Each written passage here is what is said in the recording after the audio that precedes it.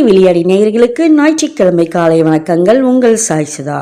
இன்னைக்கு எதை பற்றி பேச வந்திருக்கோம் அப்படின்னு பார்த்தீங்கன்னா, பாடல் ஹிட் அடிக்க காரணம்ங்கிற வரிசையில் ஒரு பாடலை பற்றி நான் உங்கள் கூட பேச வந்திருக்கிறேன். ஆக்ஷன் கிங் அர்ஜுன் பேர்லேயே தலைப்பிலேயே வந்துடுச்சு, ஆக்ஷன் கிங். அப்படிப்பட்ட அர்ஜுன் ஒரு மெலடி பாட்டை ஹிட் பண்ணார் அப்படிங்கிறது உங்களுக்கு எல்லாருக்குமே தெரியும்.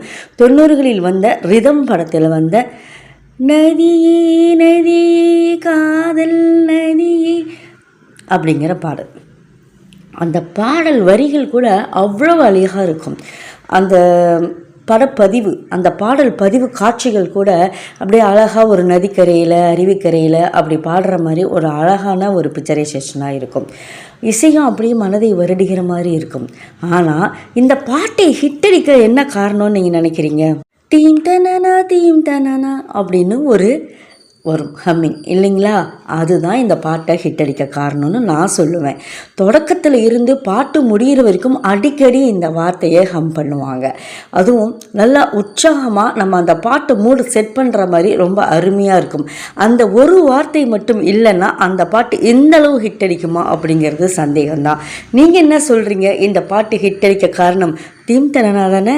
சொல்லுங்கள், பார்க்கலாம் கமெண்ட் பாக்ஸில். உங்களுடைய கமெண்ட்டுக்காக காத்து கொண்டிருக்கும் உங்கள் சாய் சுதா. நன்றி, வணக்கம்.